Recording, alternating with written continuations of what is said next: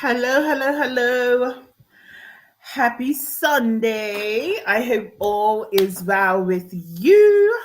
Today, we're talking about cutting ties without cutting yourself, how to navigate out of toxic relationships without losing your sanity, your soul, or your self worth. And if this is your first time joining me, welcome. My name is Letitia. I am the survival mode disruptor. I am a trauma recovery mentor that facilitates disruptive, unapologetic transformations for high achieving women who are ready to exit survival mode and take radical ownership of their lives and their growth. And I love having conversations about the residual impact of trauma. I love having conversations about working through trauma and getting out of survival mode. And if you've been with me for a while, you also know that we don't do surface level healing here. We go deep, we go raw, we get real uncomfortable in the name of truth, transformation, and disrupting every damn pattern that is keeping us stuck. So, as I said, this is cutting ties without cutting yourself. And I want to start with the truth, a truth that most people are too scared to say out loud. Leaving a toxic relationship isn't hard because you're weak, it's hard because you're wired to stay. If you've ever asked yourself, why can't I just walk away? Why do I miss someone who has hurt me? Why does it feel like a part of me is dying, even though I know they're toxic? Tonight, this conversation is for you because we're not going to judge you. We're going to understand you and hopefully help you understand yourself. So, if you are truly ready to move out of toxicity, you have steps in place to help you do so. So, let's break it down with no fluff. Most of us end up in toxic relationships because we are trauma bonding. And trauma bonding is not the same as love. It is not connection, it's survival confusion. Trauma bonds form when abuse is mixed with moments of kindness, when the same person that makes you feel unsafe also becomes your safe place. It messes with your ability to trust your gut because your gut gets conditioned to crave familiarity, not safety. And often, this is what it looks like: they hurt you and then they comfort you, they ignore you and then they shower you with attention, they tear you down and then they become the only one who you believe can build you back up. So your brain starts associating pain with love. It Instead of running, you stay and you try harder because leaving doesn't just feel sad, it feels like danger. And if you're watching this and you are agreeing with me, I know I've said it in other lives. I do love to keep this as interactive as possible, but I also know not everybody is open to sharing how they feel. So hopefully, what you're hearing here resonates with you. But I just want you to really consider, have you ever been in this space where you know you're leaving for your own sanity, but that feels like danger? I know I have, especially if you grew up in chaos. If love has always come with pain, if peace feels like foreign and dysfunction feels like home, it is very hard to walk away from that. Our bodies get addicted to chaos and we often don't recognize it. We cry out to be void of chaos, but when we are actually put ourselves in that position, we struggle because it feels unfamiliar to us. But I want to be clear, this is not your fault.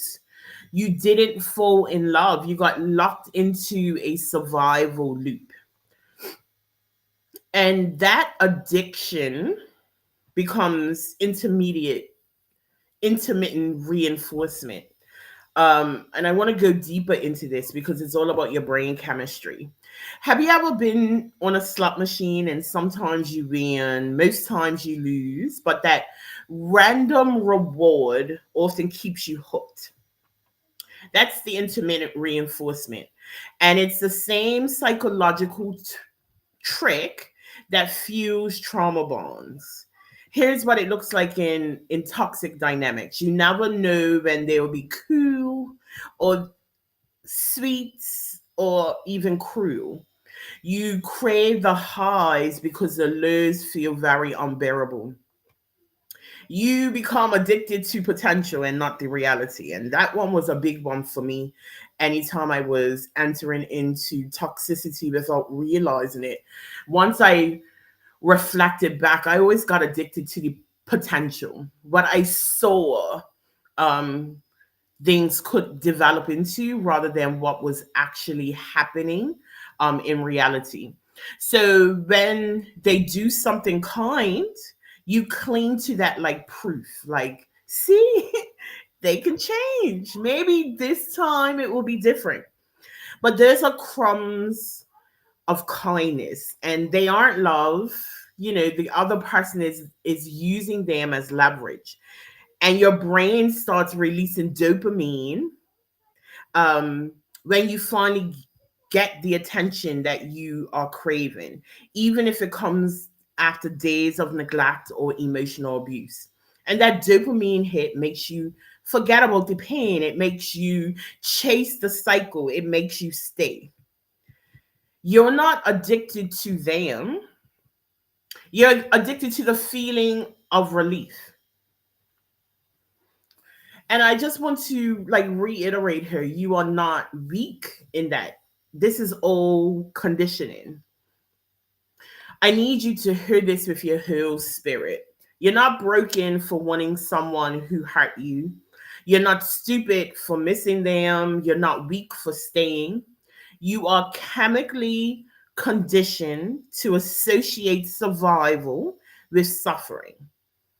And this is not emotional, this is literally neurological, right? This is how our brain functions. Our brain is has one main function, and that's to keep us safe. But safety to the brain is what we are used to. So if we're used to chaos, that feels like safety, where peace will feel very unknown and dangerous, right? So your nervous system is wired to stay where it feels familiar, even if familiar equals unsafe. And unless you've done some deep work to rewire those patterns, and if you heard me talk, whenever I talk about accident survival mode, I say it happens in three phases. The second phase is that rewiring phase, that reprogramming. And until you get to that point, you will keep interpreting pain as passion, as control, as care, possessiveness as protection. But this is the shift. You can learn to feel safe without dysfunction. You can unlearn the highs of chaos. You can also remember who you are before the cycle began. It starts by calling it what it is, a survival pattern. They're not your soulmate. And if you join me several times on these lives, you know I like to keep this very interactive, and I also like to give you some things to think about. But before we get there, I want you to take a deep breath with me. I want you to put your hand on your heart and I want you to close your eyes if it's safe to do so. Don't close your eyes while you're driving. And I want you to finish this sentence first in your mind, and then I want you to journal it. What part of me believes that I still need this person to feel who? That's a deep question. And oftentimes we don't have the answer to that right away, but I want you to sit with it. Maybe it's the part that fears being alone. A lot of us do not like being alone, and we will do anything to ensure that we aren't alone. Maybe it's the part that was never got unconditional love as a child, I know for me, grew up feeling very emotionally neglected by my parents. So getting attention, particularly attention from men, because of my crazy relationship with my father, felt great. Like it wasn't something that I had. So I craved it and I stayed in circumstances that did not serve me. But whatever it is, right? Like maybe it's the part that believes pain is proof of love. And that's something that we've often picked up in childhood. Women or girls are often told that when guys treat you badly, it's because they love you. And we don't recognize that that's conditioning that we keep for a long time. But whatever it is, I want you to name it, because when you name that part of you that clings, you can begin to nurture it differently. You don't need them to be whole. You don't need them to be safe. You don't need them to prove you're worthy of love. You just need you, your truth, your clarity, your healing. And in this space, that healing begins with understanding, not shame. And again, that's why I often give you journal prompts so that you can, dig a little deeper than just listening to me. So, I want to talk about red flags that we often normalize in our relationships, right? Like, not all abuse leaves bruises. Some teaches us to hate our own voice. And I know for me, for a long time, I couldn't advocate for myself at all. I felt silent and mute in a lot of the relationships that I was in. Um, that was the chaos that I had gotten used to. So I'm speaking from experience when I say these things to you. And I want to keep it real. So many of us don't miss the red flags. We paint them white. We call them quirks. We wrap them up in excuses, right? And one thing that I've learned, there's red flags that we ignore become the core for which that toxic relationship digs at us, right? So maybe at first he's playfully dismissive, and then 3 or 4 years later he's completely dismissive. You saw that at the beginning. You saw that and you ignored that.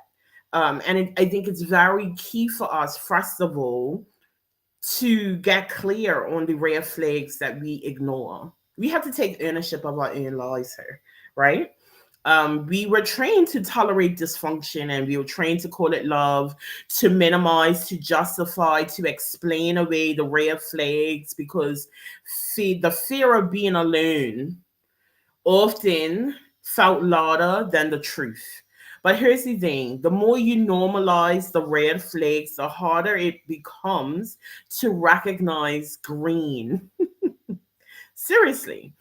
Oftentimes, we get into one toxic relationship, it's completely robbed us of our joy. And then we get into something completely opposite of that, and we are so hyper focused on finding the red flags that we can't see the green flags. We can't see when someone is actually good for us. And then what we do, we go back to what we're used to. We start looking for red flags that have become our norm.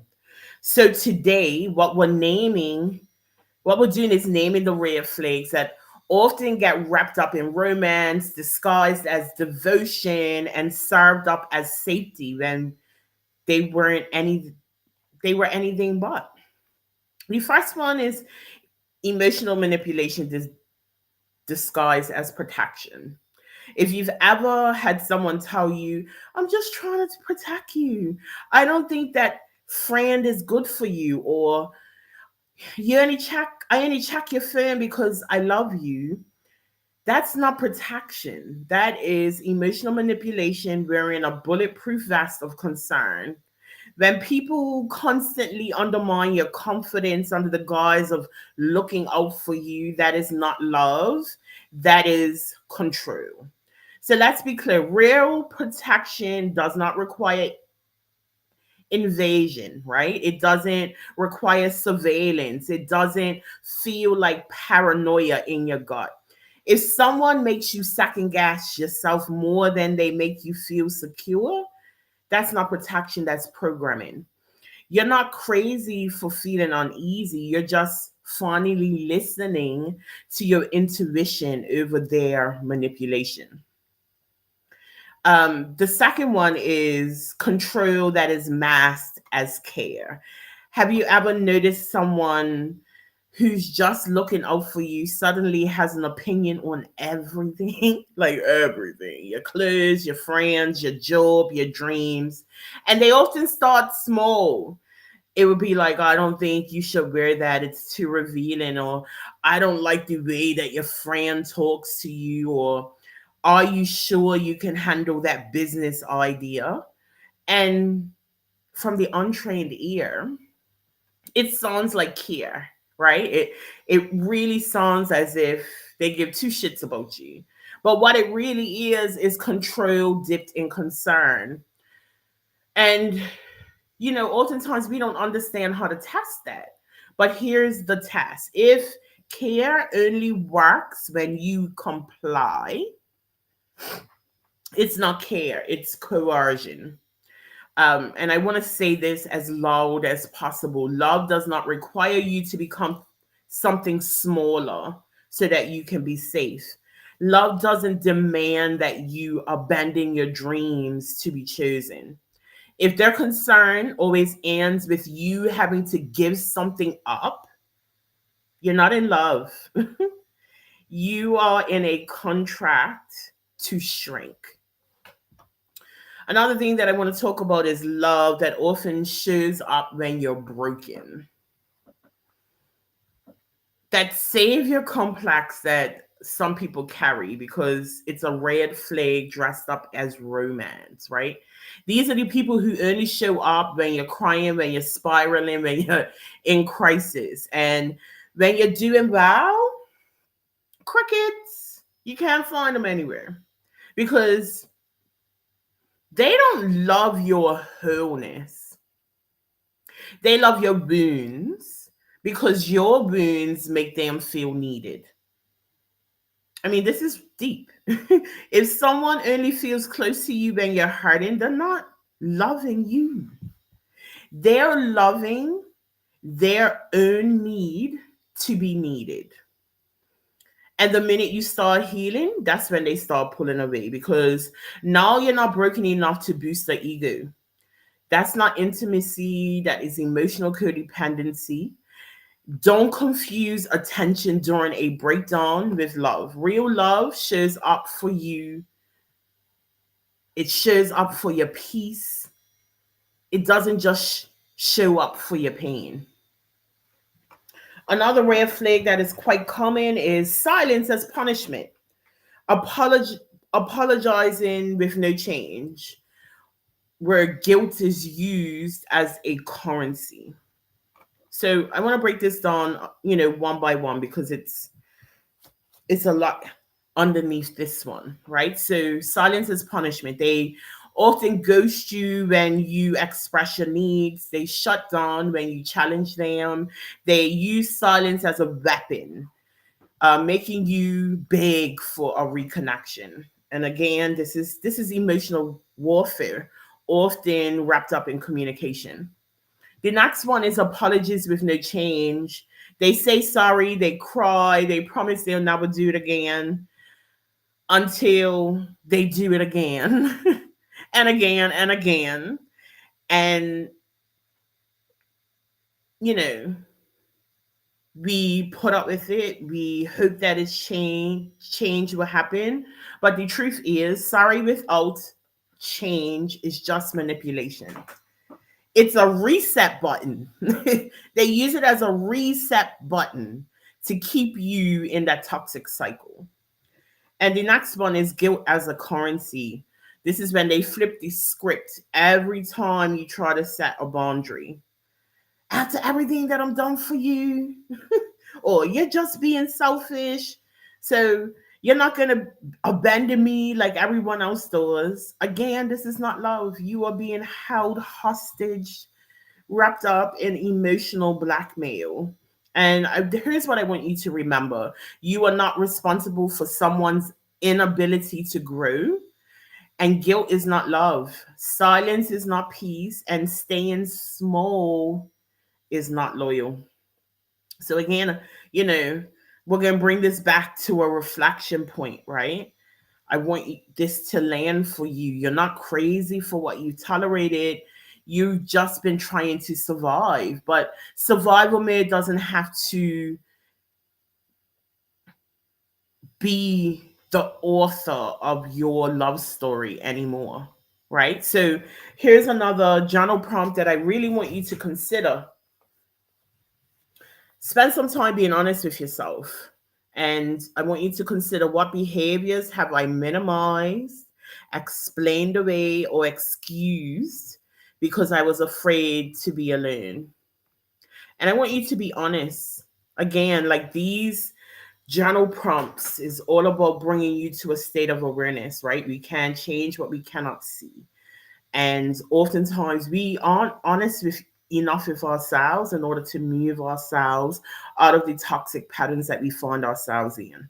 So I want you to be honest. I want you to name every single behavior that you can remember that you've minimized, because you can't release it while you're still sugarcoating it. Was it the fear of being alone? Was it something else? Right? We often get hung up on the fear of being alone, and oftentimes, like, we don't recognize until we are comfortable with being alone. We will always struggle in our relationships. That's where the codependency comes in. That's where we get tethered to this need to stay loyal to somebody, because we are running away from our fear of loneliness. And I mean, nobody wants to be lonely, but until we are comfortable with ourselves, we're going to find ourselves in situations that are just going to make us more uncomfortable until we do the work that we need to do on each other, right? That's what trauma looks like. And it shows up in patterns until we address these patterns, but it starts with being honest. So, again, I want you to consider this question. And the moment you stop confusing fear with fact, that's when you get your power back. So we talked about what toxic relationships look like and why we tend to stay in them. But I want to talk about what it looks like, or what it means to rebuild without regret. You don't need to burn bridges, but you do need to stop carrying people across them that are setting your own bridge on fire. First of all, I just want to say you are allowed to leave. In society, we have this expectation of loyalty that often requires us to self abandon. And we stay because, I've been here for years. I've been supporting this man for years, and I want him to know that he's supported. I've stayed in circumstances where the person was recovering from drugs. I felt responsible for the sobriety, so I stayed. I thought I couldn't leave, right? You are allowed to leave. Let's just go ahead and pull that guilt right out of the room. You're allowed to leave situations, people, relationships, dynamics that no longer serve you, even if you loved them once. You grew up with them. They say they need you, and that's like, ugh, one of the worst statements I hear. I hate when a man says, "I need you." I want to be wanted, not needed, because again, need creates that codependency. And oftentimes we don't leave because sometimes we can't point to that one thing that is bad enough to warrant us leaving. So we convince ourselves to stay. But if we're unhappy, that should be enough to be able to walk away. You do not need to prove your pain to walk away. You don't need permission to choose peace. And now I know what comes next. That voice that's whispering in your head, that one that's telling you, maybe it's me. Maybe I overreacted. Maybe I'm the problem. Well, let's talk about it. Detaching without spiraling into self blame is so important when leaving toxic relationships, right? Detachment is a form of healing. It's not hostility. But when you've been emotionally entangled with someone toxic, the process of pulling away can feel like you're tearing apart your identity. Why? Because survival mode, excuse me, has wired you to attach to danger as a form of safety. So when you leave chaos, your nervous system might scream like, go back, because that at least that's something familiar, right? Our nervous system does not like the unknown. And that's oftentimes why people in toxic relationships, abusive relationships, they go back. Sometimes it takes 8 times leaving before it's actually set in stone, because your nervous system doesn't know what's happening. It does like, what's happening, bro? What you doing? But I want to give you 3 truths for you to ground into as you detach, right? Number one is that you aren't abandoning them. You are choosing you. And this is a statement that I've used in more than one instance. It's not that I don't love you. I love me more. It's sometimes you're still fully in love, but you have to learn how to choose you. Truth number 2, the reaction is not your responsibility. And oftentimes, remember, in these toxic relationships, the reaction to us wanting to leave is terrifying. Especially if you're dealing with narcissism. Let me tell you, it's textbook, the cycle that they go through. But again, that's not your responsibility. And I know oftentimes we don't want to deal with that, but your peace is what is the cost here. If you choose to avoid the difficulties, you are paying with your peace. And truth number 3, grief is not a sign that you've made a wrong decision. It's a sign that something is healing. And oftentimes we think that we're going to walk away from relationships and boom, whatever it.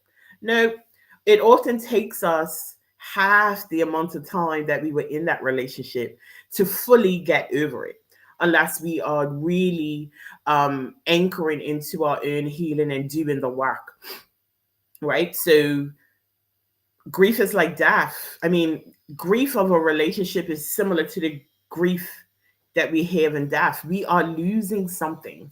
And often we're losing a significant portion of what we have labeled as ourselves.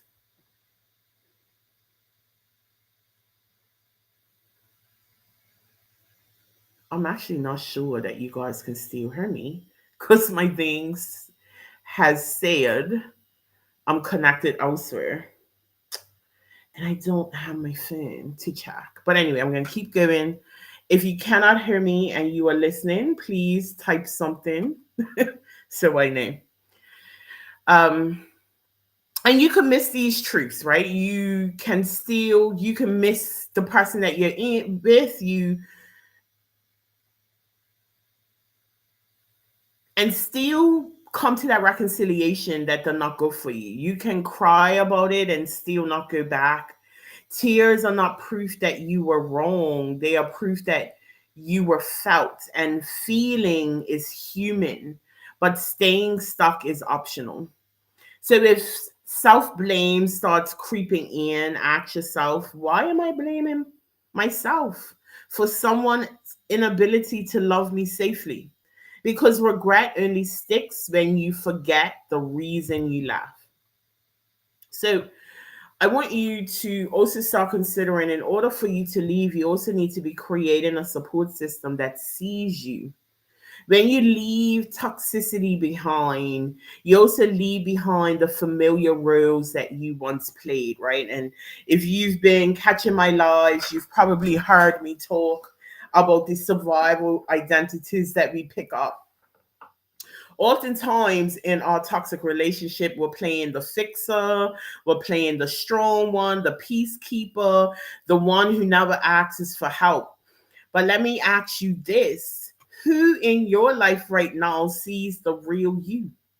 Not the one that's performing, not the one that is showing up from survival identities, not the smile, not the highlight reel. I'm talking about people who ask how you are without needing anything, that hold your truth without flinching, that celebrate your boundaries, not just you giving. If your current circle doesn't hold space for your evolution, it's time to expand your circle. And I've talked often about why healing feels lonely, because when we start doing the work, when we start digging deeper, we often find ourselves evolving beyond the people that we have surrounded ourselves with, right? And that often requires a community that understands you, that sees you, that doesn't feed off your brokenness. You don't need saviors, you need mirrors. You need people to remind you of your power when you forget it. And that's what we're building inside of the Survival Mode Exodus membership. It's a circle of women committed to wholeness and not performance. So once you start healing, once you move beyond these toxic relationships, you need to start reinforcing your nervous system after chaos, right? You need to learn that peace isn't boring. We, as I said before, your nervous system often gets addicted to the chaos. It confuses adrenaline with intimacy, highs and lows with passion, walking on eggshells with love. And that's not love, that's survival. So here's how we start rewriting that belief. We choose peace on purpose.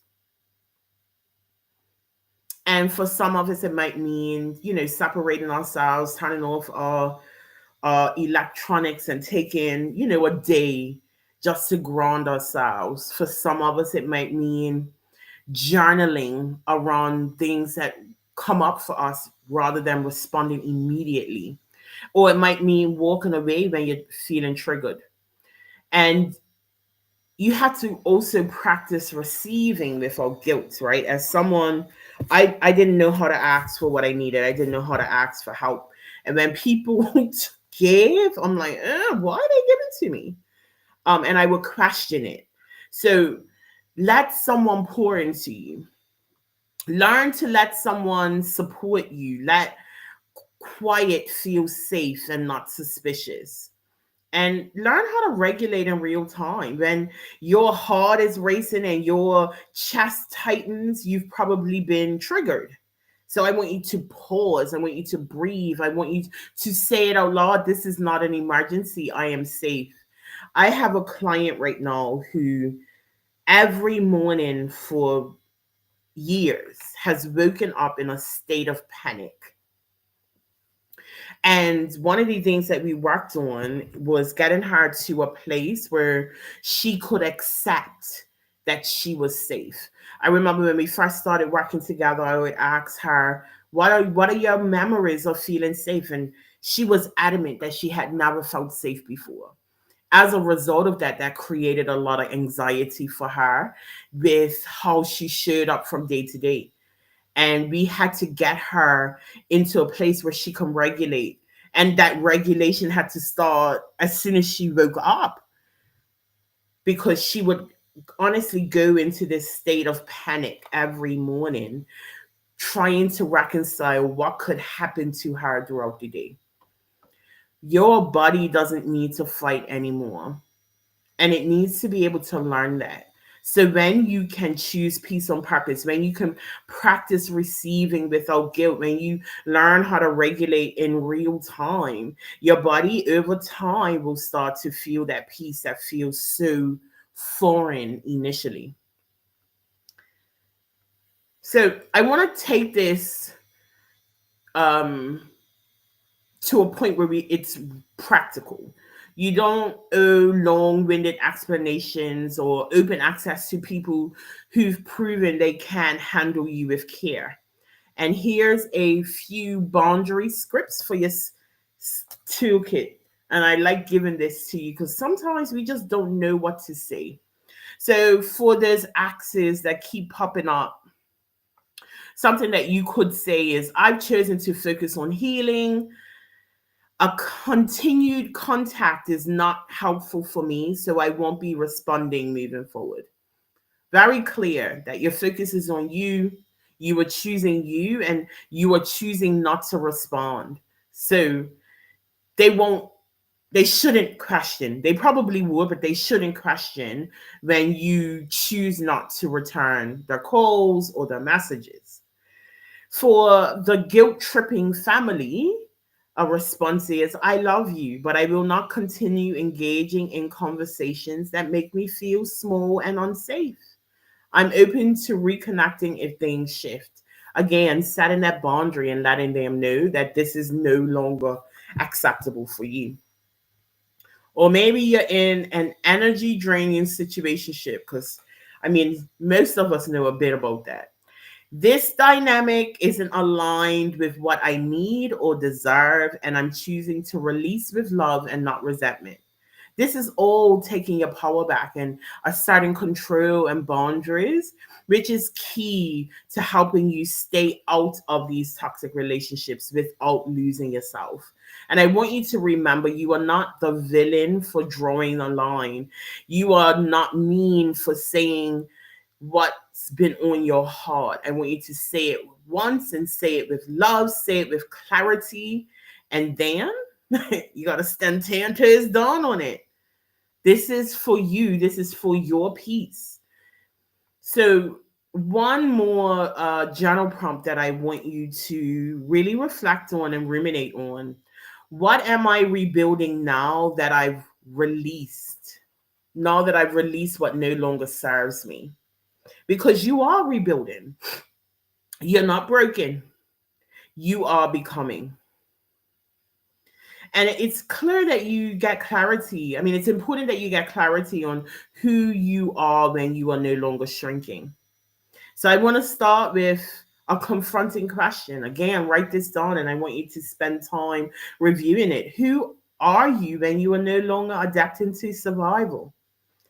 Not the version of you that smiles through pain, that shrinks in the presence of loud personality, that bites her tongue even when her truth is screaming, that makes herself small in rooms that she was built to lead. No, I'm asking about the real you, the you before the world taught you that you were too much or not enough. Who are you when you are no longer waiting for permission? Who are you when you finally believe you're safe to take up space? Because hear me, survival is not a personality, it's your conditioning. But there's a whole you under the survival mask that you've been carrying often for years. And when you're ready to heal, she is ready to be seen. Healing is about reclaiming your voice, your body, your time, and your choices. It's not revenge, it's not resistance, it's a reclamation. Taking back what has always been yours, but handled over piece by piece. When they told you to sit still and be quiet, when you were punished for crying, when you were applauded for being selfish to the point of self abandonment, when you were told your body was for everyone else's validation, control, everybody except you. And what reclaiming your voice looks like, you speak up even when your voice shakes. You are no longer diluting your truth to be digestible. You're able to express your needs without an apology. You ask questions, you say no, you challenge your narrative that has been previously shrinking you. What it looks like to reclaim your body is You treat your body like it's a home, not a battlefield. You move because it feels good, not because you're punishing it. You dress for yourself, not for respectability. You listen to your body's signals, right? Like when you're stressed, you stop. When you're tired, you rest. And you don't override them for productivity. What it looks like to claim your time, reclaim your time. You protect your energy like it's sacred, and that's because it is. You no longer overcommit to prove your worth. You rest without guilt. You honor the seasons of life that you're in. Grind when it's time and retreat when you need. And what it looks like to reclaim your choices. You choose based on alignment and not approval. One of the things that I work on with my clients is getting to that place of alignment by getting clear on what your values are, getting clear on what your goals are, and then challenging everything outside of that. If it's not taking me closer to where I need to be, why am I doing it? You get to trust your wisdom. You learn to trust your wisdom, right? And that's leaning into your intuition. You make choices rooted in expansion and not the fear of rejection. Reclamation is really about remembering who the hell you are and then living like that.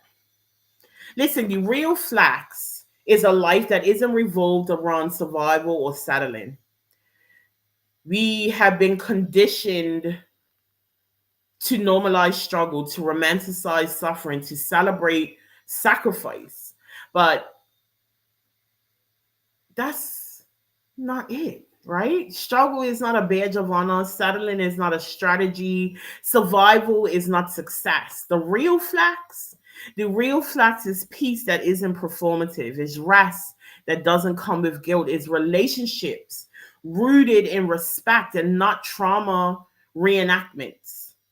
It's a career that honors your genius, not just your grind. A life that you don't have to be numb from. That's what sovereignty looks like, right? It's not about having all the answers, but it's about having your power back. The power to choose, the power to change, the power to pause, and if necessary, the power to pivot. Sovereignty means you no longer need external validation to trust your inner voice. And listen, that means you have to face your fears, right? It means fear no longer makes your decisions for you. So, just one or two more reflection prompts for you. If I were living in sovereignty instead of survival, what would I stop tolerating? And what would I start allowing? Let the truth rise up from your body and not your people pleasing brain. I will talk about people pleasing. This is where your next step begins. Okay. So I want to talk to the version of you that's tired of hearing herself say, I know I need to leave. I know I deserve better. I know it's not okay like this, but still ends up staying, still ends up rationalizing, still ends up pouring into people and patterns that drain the very breath out of your soul. Sis, let's call it what it is. You are not confused. You are conditioned. And survival mode conditioning, it runs deep. It's not mental, it's chemical. It's nervous system wiring. It's identity level habits. And that's exactly why I've created the survival mode Exodus membership, because healing is not just a decision, it's a process. It's not trying to do it alone and you end up back in survival mode with a different outfit on.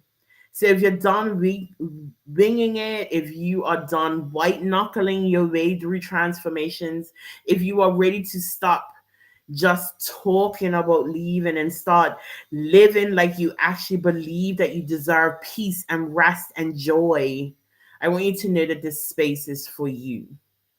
So here's what we do inside of the membership. We unlearn the beliefs that taught you that self-abandonment was love. We regulate your nervous system so peace doesn't feel like a threat. We set boundaries that protect your softness and not without an apology. We rewrite your standards so you stop settling for the bare minimum crumbs. We stop performing and start embodying the woman you're becoming. And this is not fluff, okay? It's not light and love. Trust me. We get real. We talk about rage. We talk about the shame, the guilt, the grief, the part of you that still misses what broke you, the part of you that's terrified of becoming unrecognizable, the part of you that is so damn ready to come home to herself. You don't need no more information. You need integration. You need community. You need accountability with compassion. You need a space where you're not told to just be grateful, to just pray it away, or to just don't air out your dirty laundry. This is a space where you don't have to explain your trauma just to be believed, where your emotions don't get policed, where your healing doesn't come second to someone else's comfort. That's what we're building.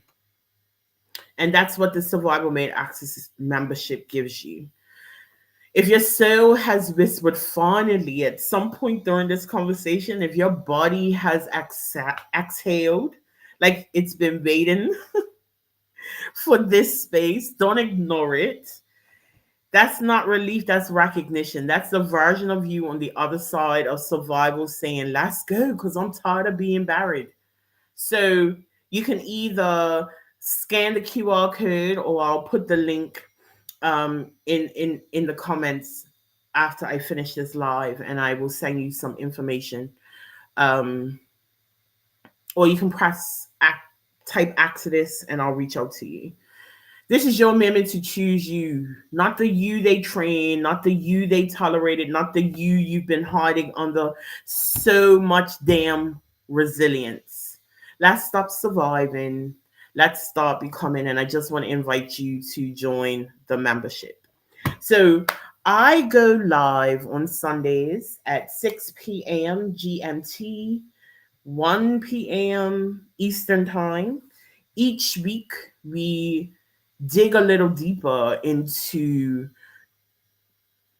things that are very common in survival mode, in hopes I can help you, first of all, reflect and get some awareness on the things that you need to change, and get you to the place of reprogramming and reinvention. So thank you for joining the live. I will see you next week. And if you have any questions based on what I have presented in this live today, feel free to reach out to me at info@letitiareneefrancis.com, or you can reach out to me on LinkedIn, Facebook, at any time. I hope you have a great evening, and I will talk to you next